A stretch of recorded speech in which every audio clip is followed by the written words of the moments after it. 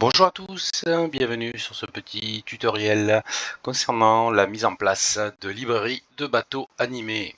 Alors, pour que je clarifie d'entrée de jeu ce tutoriel, je me suis fortement inspiré des travaux menés par le modélisateur SuperSUD qui propose ses réalisations sur le site FlightSim2. Et à partir de là, j'ai décidé de vulgariser un petit peu tout ça pour les gens qui avaient certaines difficultés à réaliser par eux-mêmes ce type de librairie. Alors, pour commencer ce petit tutoriel, je reprécise un petit peu plus les choses. Il s'agit de bateaux animés issus de librairies, ce qui n'a absolument rien à voir avec les bateaux animés que nous pourrions avoir dans du trafic AI, dans lequel on va déterminer évidemment un parcours, comme on va le voir maintenant, mais on va pouvoir aussi également déterminer des horaires de départ et d'arrivée. Là, il s'agit de librairies, de bateaux animés qui vont faire un circuit, et à travers ce circuit, la mise en place de l'animation est instantanée dès le chargement de la situation. Hein, contrairement aux bateaux animés qui, eux, vont se caler sur des horaires prédéfinis à l'avance. Alors pour faire ces bateaux animés, en fait, on a besoin de deux types de fichiers.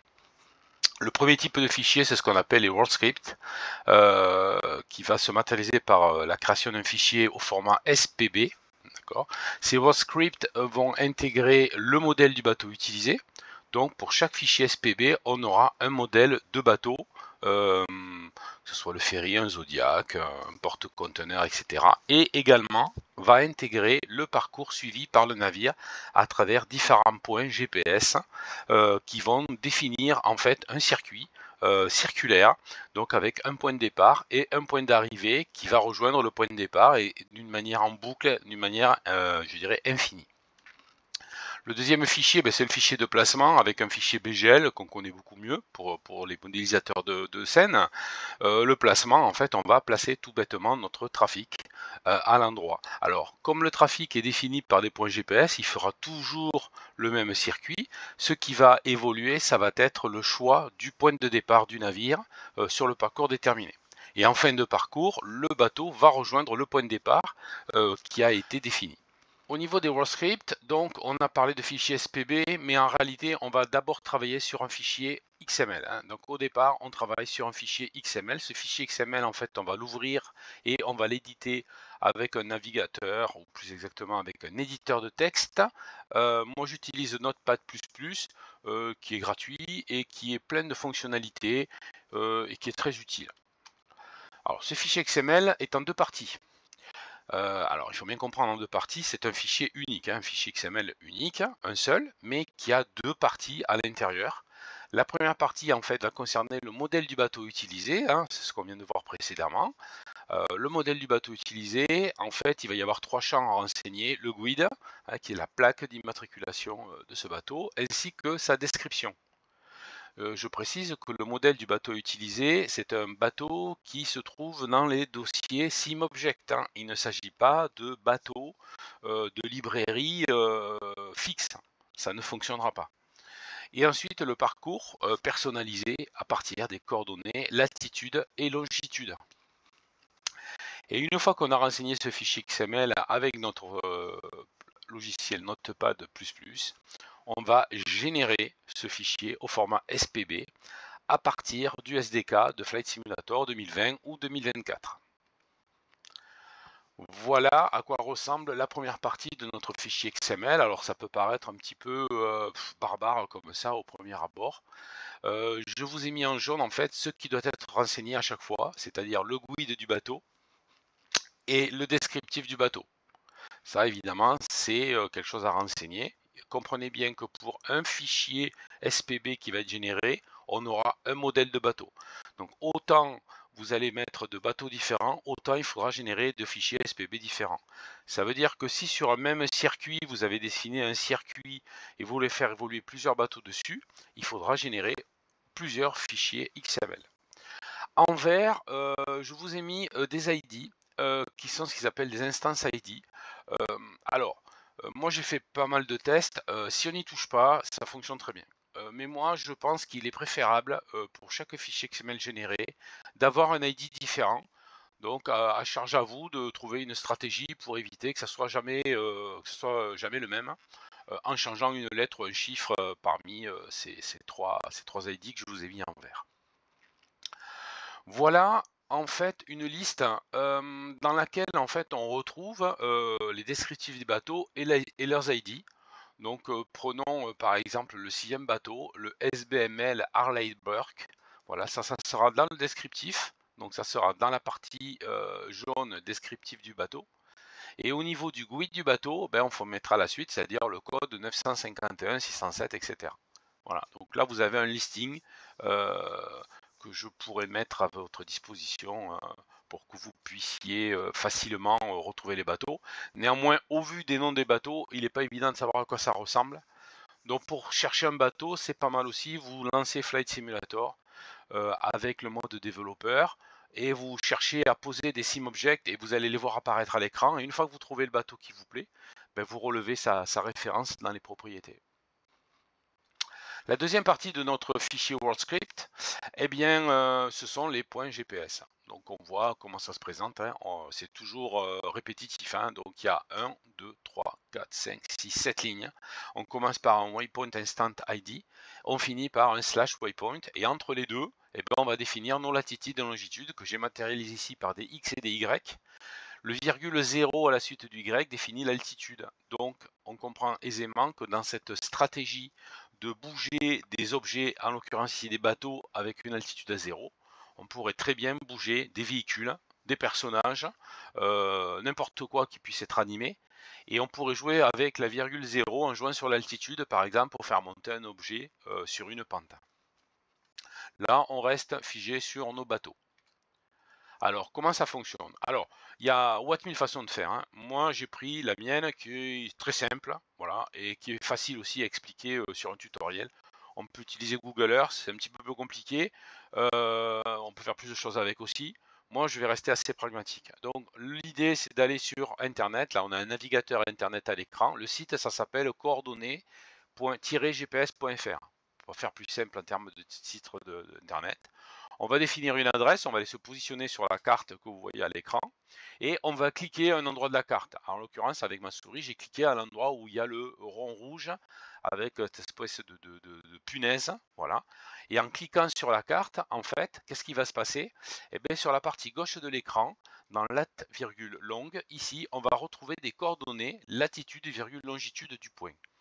Il suffit de cliquer à l'intérieur pour faire un copier de ce champ, de faire un coller et de venir coller la latitude et la longitude dans notre tableau XML et faire ça pour chaque point pour définir un itinéraire. Voilà ce que ça donnerait par exemple sur un ensemble de points du waypoint 5 au waypoint 9. On a effectivement tout un itinéraire, un trajet, un parcours de notre navire. Alors, on va utiliser le SDK de Flight Simulator à partir de l'interface mode développeur. Donc voilà notre fichier XML. Là, c'est dans sa partie, je dirais, création, hein. Donc sur cette première partie ici à l'écran où je vous marquais première partie du fichier, on va bien sûr enseigner notre GUID, le nom du bateau. Et sur la deuxième partie ici, on va renseigner nos latitudes et longitudes pour faire le circuit au bateau. Donc là, on a un exemple de première partie avec ici un GUID, un nom de bateau. Là, en l'occurrence, c'est celui issu de la librairie gratuite de Front, Seafront Vessels, hein, qui est disponible dans la bibliothèque de FlightSim. Et voilà mon fichier obtenu que j'appelle trafic LFML, dans lequel j'ai le GUID de mon bateau qui était là. Et ici, on a 6 points, puisque le bateau fait une boucle dans l'étang de Berre. Donc on va voir maintenant comment on génère ce fichier XML en SPB. Donc on va générer notre fichier SPB. Pour ce faire, j'ai lancé Flight Simulator. On voit bien en haut de l'écran qu'on est en mode développeur. Donc je vais créer mon projet. Alors bêtement, le projet, je vais l'appeler trafic, hein, c'est pas la peine que je me casse la tête. Donc par défaut, il va aller s'enregistrer ici sur le bureau dans un dossier stat, hein, puisque je me sers énormément du projet pour faire des avions statiques sur les aérodromes et aéroports. Alors je crée mon nouveau projet trafic. Je vais dans mon package, je fais suivant. Là on va faire un custom. Là, je vais saisir trafic. Alors, encore une fois, vous saisissez ce que vous voulez, hein. Là, c'est pour faire simple. Je mets trafic partout. Comme ça, on ne se fait pas de nos cerveaux. Il s'agit bien d'un scénario suivant. Ici, c'est un trafic. Donc, je mets trafic. Voilà. Et tout à fait en bas, ici, je vais choisir le mode Word Script. Je crée le mode Word Script. Je vais positionner ma souris ici dans Traffic Word Script. Là, je ne l'ai pas fait, mais je mets un Project Inspector en View. Et sur la partie droite de l'écran, ici, j'ai un Show in Explorer. En cliquant là-dessus, je vais être directement dans le dossier source de mon projet. Donc, je suis dans le trafic. Je vais coller donc mon fichier XML à l'intérieur. Voilà, le fameux fichier XML qu'on a ouvert, dans lequel on a notre point et nos itinéraires, hein. Jusque-là, on retrouve ce qu'on a vu tout à l'heure. Je reviens donc sur l'interface du SDK. Et cette fois-ci, je vais cliquer en haut, ici, et je vais faire un build package. Vous voyez, ça a pris une fraction de seconde, hein. Une fois que ça a été fait, je vais retourner dans mon dossier stat, ici, d'accord. Et dans le trafic, j'ai un dossier package qui a été créé. Et là, je retrouve mon trafic qui est prêt à l'emploi. Je peux prendre ce dossier, le copier-coller dans mon community, et j'aurai mon trafic. Et on voit qu'à l'intérieur, on a bien le JSON du layout du manifeste. On a un dossier scénarii dans lequel on se retrouve avec un fichier SPB. À partir du mode développeur de MSFS, on va placer notre bateau. Vous avez bien compris qu'on a généré un fichier SPB qui est un trafic qui intègre un bateau, un modèle de bateau et un parcours. Ça, il va falloir le positionner, lui dire à quel endroit je veux que mon bateau parte. Parce que le bateau, il ne partira pas du point de départ, du waypoint 1, il partira du point à laquelle vous allez définir votre départ de bateau. Alors, on va déterminer notre point de départ du cheminement qui a été souhaité. De cette position, le navire va rejoindre le waypoint 1. Il va effectuer le parcours programmé du waypoint 1 au dernier waypoint. Et après le dernier waypoint, il va rejoindre le point de départ. Voilà ce que ça donnerait sur Saint-Sébastien. Vous voyez, j'ai défini 3 itinéraires différents.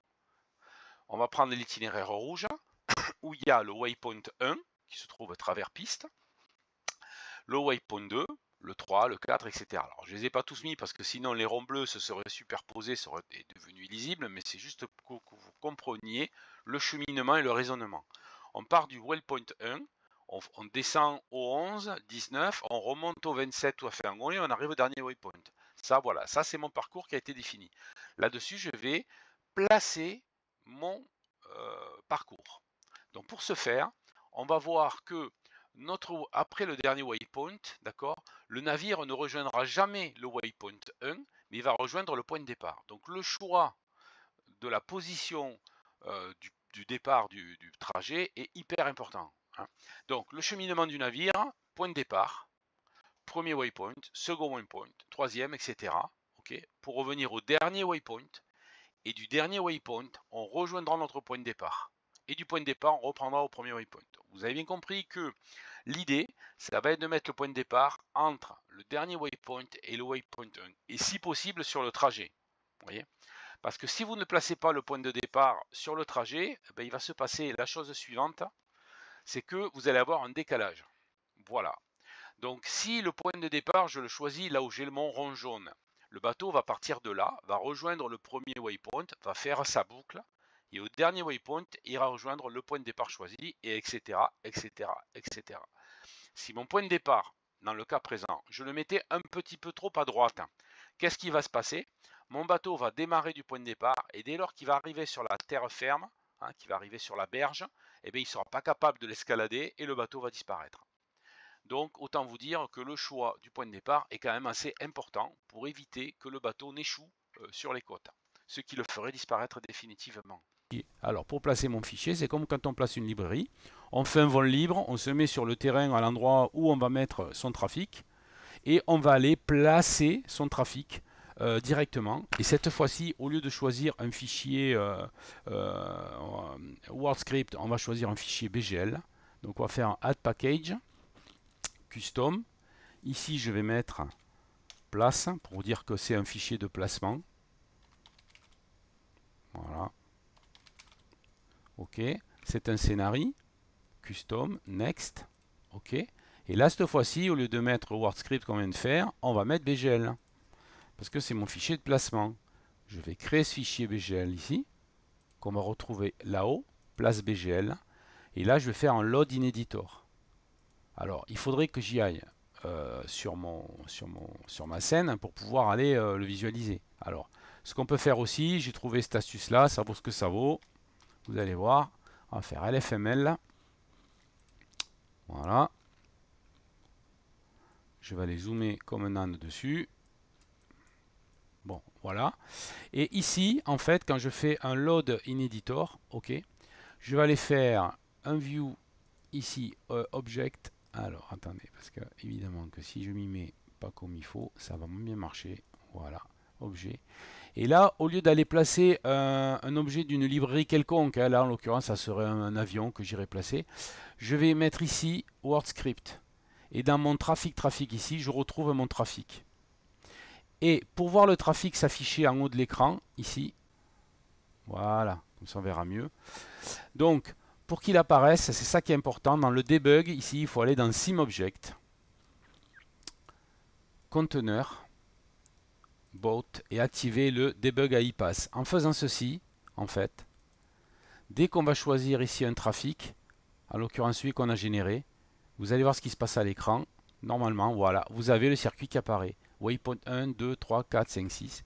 Il vous suffit d'aller placer votre bateau à l'endroit où vous souhaitez le mettre. En l'occurrence, vous voyez, on commence à le voir là, le bateau. On le positionne, on fait un add, et c'est parti. Notre bateau va pouvoir partir. On n'aura plus après ici qu'à générer, comme on a fait tout à l'heure, on va builder notre librairie. Donc je vais aller me mettre ici, là-dessus. Voilà. Je vais faire un build package. Là, cette fois-ci, je viens de générer mon fichier de placement. Et si j'ouvre mon dossier stat, on va voir que dans le package, ici, on a deux scènes maintenant. On va avoir une scène du placement et une scène du trafic. Après, vous pouvez combiner les deux dans un seul dossier et régénérer un fichier layout pour pouvoir avoir votre scène terminée.